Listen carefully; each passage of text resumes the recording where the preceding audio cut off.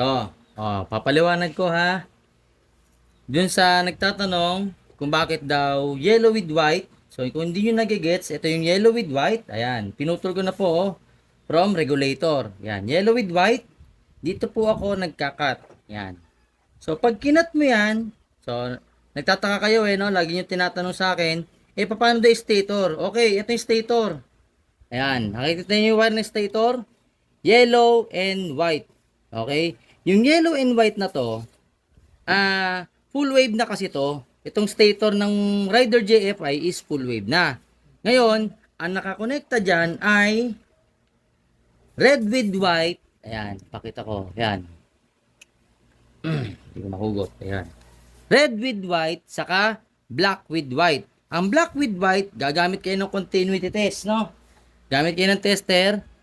Ayan, yung tumutunog. Okay? So, ganito. Yung black with white, ayan, tap nyo yung isa. Tingnan nyo kung saan connected. Kung saan nagkakaroon ng continuity, ibig sabihin dun siya connected. Okay? Sa ground, connected sa ground. Okay? Then, yung white with red, ayan, white with red, ito. Connected yan dito sa socket ng regulator. So, itatap ko muna. Ayan, nakatap. Tapos, susundutin natin yung red with white. Ito. Connected, di ba? Ayan, ibig sabihin, yung red with white, pumunta rito sa socket na isa, nitong from stator coil. So, from stator coil, nag-supply siya ng kuryente rito. Papunta ang regulator. Ngayon, yung isang wire, maalin dyan. Kumonek naman dito sa ground. Ayan. Ito. Ayan, sa black with white.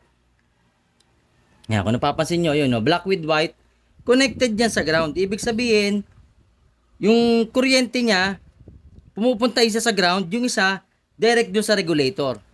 Okay? Then, yung positive, syempre, alam niyo naman na, pag positive, di ba?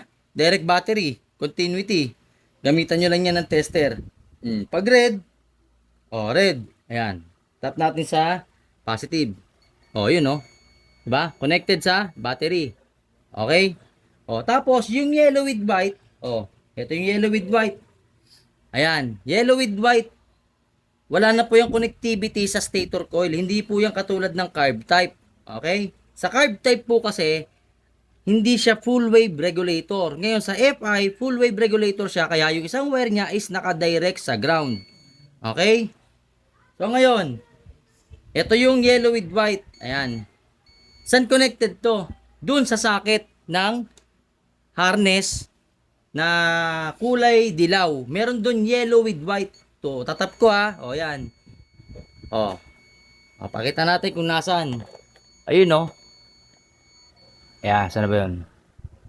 Layo. Dali. Nagugulo yung ano ko. Ayan. Tatap ko. Ayun, nakatap dun sa yellow with white. Ayan, nakita yung tester ko? Yun. Ayan, saan na ba yun? Aray ko. Sumasabit pa ako. Ayan, yellow with white. From socket ng yellow, papuntang handle switch yan, ha? Papuntang left handle switch.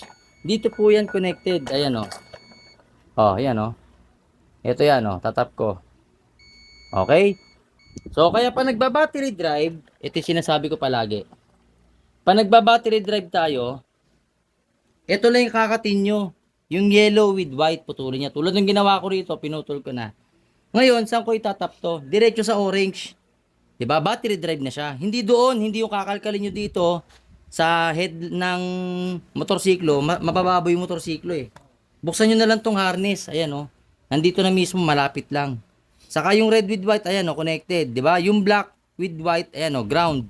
Okay, kita naman eh. Yung yellow with white, pansinin nyo hatakin ko. Tingnan mo kung merong wire dito. Ito, yellow with white, ayan. Hugutin ko na yan. Yun. Meron bang pumuntang stator? Diba, wala.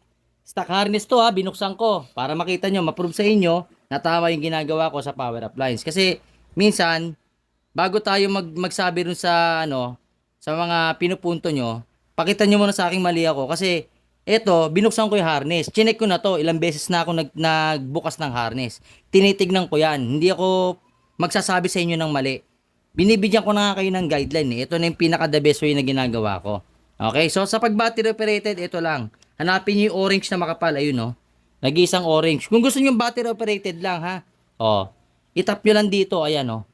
Di ba? Ganyan. Hihinangin nyo po. Hindi yung duduktong kamay nyo lang. Hinangin nyo. Okay? So, ganito yung gagawin ko. Hihinangin ko yan.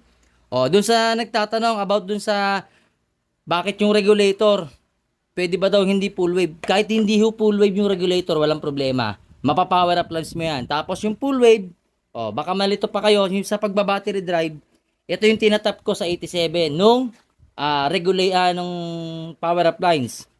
Ito yon yung tinatap ko. Para one move lang ako, battery drive na yung headlight, yung park light, saka yung tail light. Magkakasabay na lahat yan. O, ganun lang kasimple, no? Wala akong nakakonect dito sa yellow with white going to stator. Kasi ang regulator, ulitin ko, ang stator ng Rider JFI is already full wave. Ayan. Kahit buksan nyo yan, buksan nyo yung stator coil, kung duda kayo sa sinasabi ko, itap nyo tong kuryente, yung white saka yellow, papunta rin sa connectivity ng stator coil. Malalaman nyo kung tama ako o mali ako. Kasi bago ko ito in-explain sa inyo, lahat yan, naaral ko na. Okay? So ito, sana dun sa nagtatanong sa akin at kinu-question yung galaw ko ng wire dito, tingnan mo muna kung tama at mali ako. Kasi ito, actual, papakita ko sa iyo, ayan oh. 'Di ba? Walang mali sa ginawa ko. Ang mali, yung paniniwala nyo sa iba. Kung saan kayo naniniwala, doon sa vlog ko, doon kayo maniwala. Hindi yung ikukumpara nyo yung vlog ko sa vlog ng iba. Okay? Ganun lang kasimple. Maraming salamat.